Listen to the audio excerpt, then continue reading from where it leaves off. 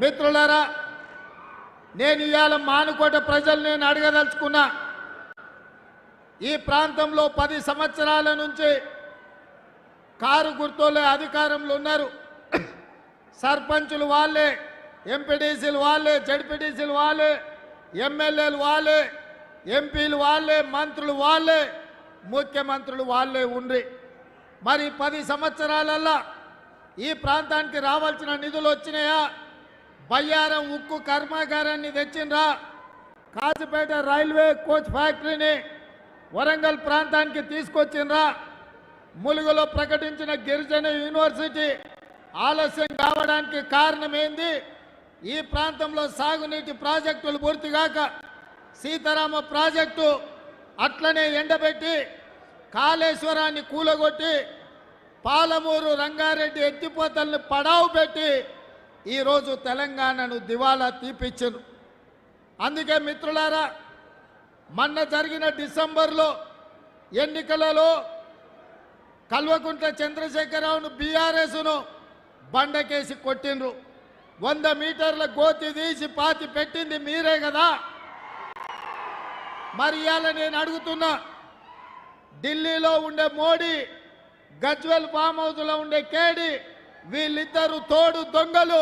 వీళ్ళిద్దరు కలిసి గూడు పుటాని చేసి తోడు దొంగలే తెలంగాణ ప్రజల యొక్క హక్కులను కాలరాసి తెలంగాణకు తీరని అన్యాయం చేసింది.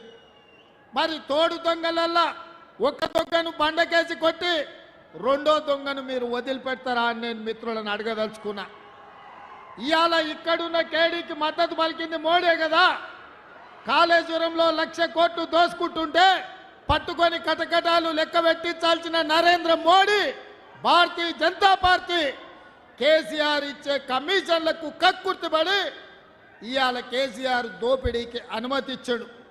అదేవిధంగా పార్లమెంటులో ఎప్పుడు అవకాశం వచ్చినా, ఏ బిల్లు వచ్చినా రైతు వ్యతిరేక నల్ల చట్టాలు, నోట్ల రద్దు, జీఎస్టీ బిల్లు, ట్రిపుల్ తలాకు, 370 ఆర్టికల్ ఇలాంటి చట్టాలు ఏ వచ్చినా పార్లమెంటులో నరేంద్ర మోడీకి అండగా నిలబడి బీజేపీని గెలిపించింది బీఆర్ఎస్ ఎంపీలు కాదా? మీ స్థానికంగా ఉండే మాలోతు కవిత కాదా అని నేను అడుగుతున్నా. ఆ కవిత అయినా ఈ కవిత అయినా చంద్రశేఖరరావు తరపున నరేంద్ర మోడీకి ఓట్లు వేసిన వాళ్ళు చెయ్యెత్తిన వాళ్ళే కదా. ఇవాళ మళ్ళీ ఏ మొహం పెట్టుకొని ఓట్లు అడగడానికి వస్తురని నేను అడుగుతున్నా. తండ్రిని ఇంటికి పంపిర్రు, తండ్రి కథ అయిపోయింది, ఇక బిడ్డ వంతు వచ్చింది. బిడ్డను కూడా జూన్ 1 తారీఖు నాడు ఇంటికి పంపించే బాధ్యత మా కాంగ్రెస్ పార్టీ కార్యకర్తలు తీసుకుంటారని నాకు సంపూర్ణమైన విశ్వాసం వచ్చింది. అందుకే మిత్రులారా, ఇవాళ ఈ ప్రాంతంలో ఓట్లు అడిగే అర్హత బీఆర్ఎస్కు లేదు, బీజేపీకి లేదు. నేను ఇవాళ ఈ వేదిక మీద నుంచి కిషన్ రెడ్డి గారిని, నరేంద్ర మోడీని నేను అడుగుతున్నా, మీరు 10 సంవత్సరాలల్లా మా పాలమూరు రంగారెడ్డి ఎత్తిపోతల ప్రాజెక్టు జాతీయ హోదా ఇచ్చిండ్రా?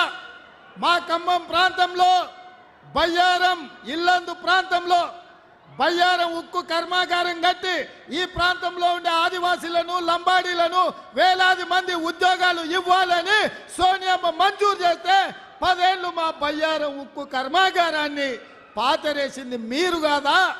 పడావు పెట్టింది మీరు కాదా? మా బయ్యారం ఉక్కు కర్మాగారాన్ని ఇవ్వని బీజేపీ దద్దమ్మలు మహబూబాబాద్లో ఓట్లు ఎట్లా అడుగుతారని చెప్పి నేను ఈ వేదిక మీద నుంచి ప్రశ్నిస్తున్నా.